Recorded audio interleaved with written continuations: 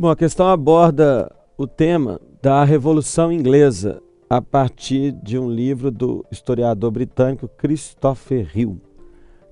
O texto diz o seguinte: a Guerra Civil, chamada Revolução Puritana, foi uma guerra de classe em que o despotismo, ou seja, o absolutismo, de Carlos I foi defendido por forças reacionárias da Igreja vigente. Relembrando, na Inglaterra do século XVII, meados do século XVII, a Igreja vigente, a religião oficial, era a religião anglicana. E dos proprietários de terra conservadores, que era aquela nobreza mais reacionária, mais conservadora, que era chamada de pares, a nobreza de sangue. O parlamento venceu o rei. Aí, relembrando aí o conteúdo, o parlamento venceu sob a liderança de Oliver Cromwell, líder do exército dos cabeças redondas. O parlamento venceu o rei porque pôde apelar para o apoio entusiástico das classes mercantis e industriais, ou seja, a burguesia, na cidade e no campo. No campo havia a gentry, a nobreza de status, a pequena nobreza proprietária das terras. Para os pequenos proprietários e a pequena nobreza progressiva, e para as vastas massas da população, que seriam os mais pobres, os camponeses, os artesãos, os trabalhadores mais pobres.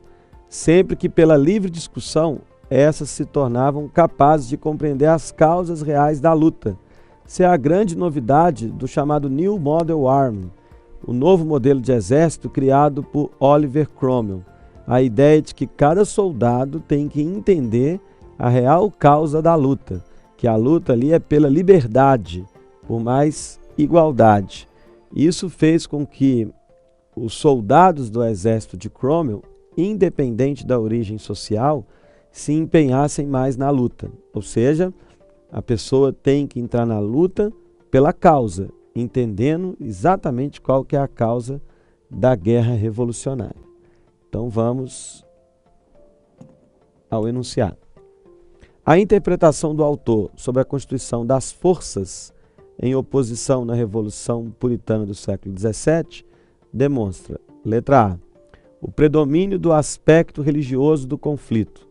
Falso, porque esse aspecto religioso está presente no conflito, claro, mas o texto não demonstra isso. O texto demonstra que o mais importante, que contribuiu para a vitória do parlamento, foi a compreensão das causas da guerra.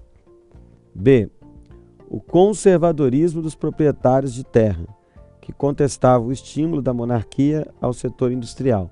Aí a letra B está muito falsa, até porque era um momento em que a monarquia privilegiava a nobreza conservadora e não o setor industrial. Então, por isso, falsa. A sobreposição dos interesses de classe às indisposições políticas, visto que o conflito opôs diversos setores da sociedade. A letra C responde à questão porque no exército vitorioso, liderado por Cromwell, do parlamento, como disse o texto, havia burgueses, havia setores da nobreza mais progressista e as camadas mais pobres da sociedade. Ou seja, as questões políticas acabaram se sobrepondo à questão dos interesses de classe.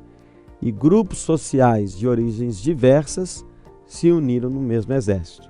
Por isso a letra C responde à questão. A letra D. A incapacidade das massas de compreender as causas da luta. Falsa, porque o texto demonstra que esses grupos populares entenderam quais eram as verdadeiras causas da guerra e por isso se engajaram no conflito. A letra E, a predominância dos interesses do parlamento que buscava assegurar a hegemonia da religião anglicana.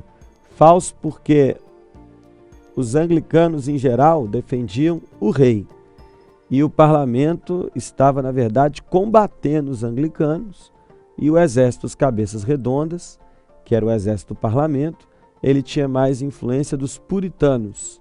Daí a revolução ser chamada, inclusive, de Revolução Puritana.